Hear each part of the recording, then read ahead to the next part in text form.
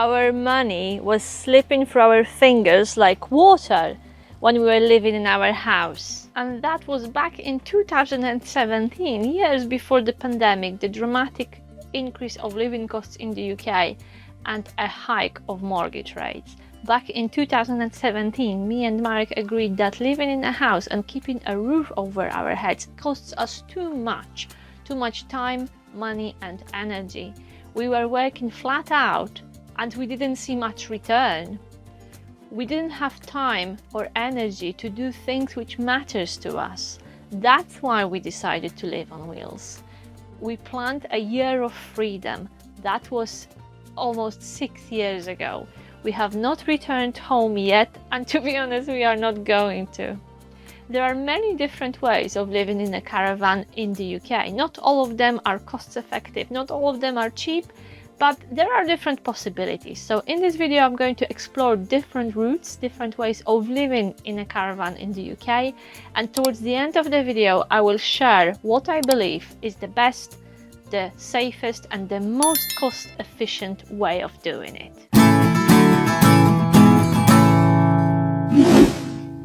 How about buying a seasonal pitch on a campsite? Could I live on a seasonal pitch on a campsite? Well, the answer is no. The seasonal pitches are reserved for holiday use only, so you can only stay, again, you can only stay for 28 days. And when you buy such a pitch, you will have to provide a proof of residence. It cannot be your main residence, and you will be asked to produce a proof of living in a house somewhere else. Of course, there are ways around it, and I believe that there are people who buy a seasonal pitch, they give up their house or they pass it on to their children. They are still responsible for paying council tax for their house, but in fact, they spend most of the time on their seasonal pitch. And as long as they don't exceed their 28 days and they move out from time to time, no one will be bothered. How sites police it? It depends on the site, really. Some sites operate a booking system for seasonal customers and they know exactly who and when is on site. How much are those sites and how much are those seasonal pitches? Anything between £2,000 a year to £4,000 a year, and that depends on many factors which I discuss in a separate video about seasonal pitches. You may be thinking, well, it's a bit tricky in a touring caravan, maybe buying a static caravan in a holiday park will solve the problem. As the name suggests, holiday park is for holiday use only, so again, 28-day rule applies and they will for sure ask you for a proof of residence when you buy a static caravan.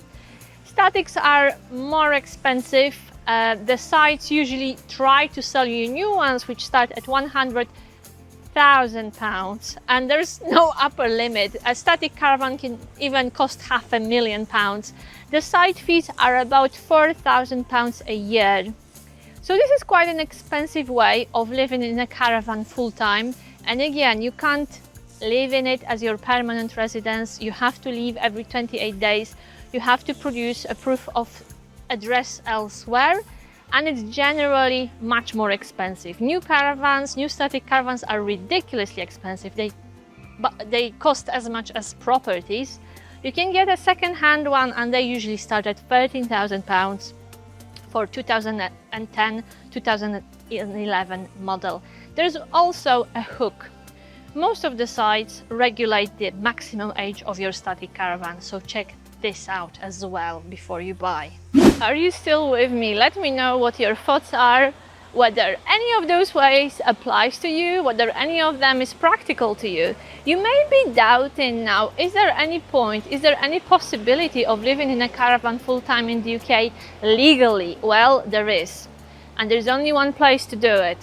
It's called a residential park. A residential park is the only place where you could safely and legally live in your caravan for a whole year. You get your address, you pay council tax.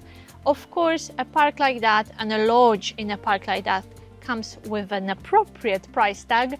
Prices for new units starts at £150,000, £190,000. So probably for you who may be priced out of the housing market, buying a static for over 150k is not an option, but there are people who do it, especially over 55s. That's their preferred method of spending their retirement.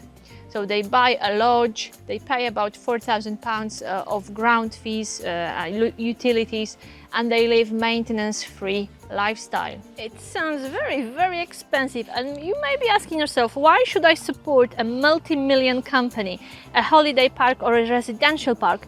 Maybe I will just get a field and put my caravan on my own land. Putting a caravan on your own land and living in it could work in Latin America, but not in the UK. In the UK, you need a planning permission. You could live on your own land only if you build a house and you have a planning permission for the build. You live in a caravan as your temporary accommodation for the duration of the build. There are other options. If you have a lot of land, over 12.5 acres, you could build a barn on your land and live in a caravan while you're building your barn. But this is not a topic I'm an expert in. You can do your own research, because I know there are people who live on agricultural land and they literally dodge the council. If you're not intimidated by enforcement letters, by visitors from the council and eviction notices, you could try that. But it's not the easiest and it's not the most relaxing way of living in a caravan in England. Anyway, what's left? What's easy, possible, practical, and the most cost-effective? By now you may be thinking, blimey, living in a caravan full-time is more expensive than living in a house. Yes, sometimes it is, but there are still thousands of people who do it on the cheap. I talked about official routes and legal and safe routes to do it. There are people who choose a bit more adventurous and risky way. And if you check out the Facebook group, Permanent Caravan Dwellers, there are 10,000 people who live in caravans in the UK, and they do it in many different ways.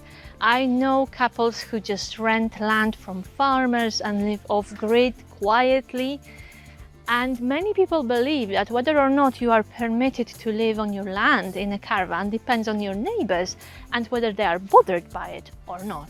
For us, the easiest, stress-free and the most cost-effective way of living in a caravan in the UK is getting a campsite or a holiday park job. And if you are a couple and only one of you gets a job on the site, you will be permitted to live in your caravan for the duration of your work contract. And if you are not sure if living and working on a caravanning site is for you, watch my other videos and find out. Thank you very much for watching. If you stay till the end, that means you valued this video. If you do, please subscribe. And I will see you in the next video. Thank you. Bye-bye.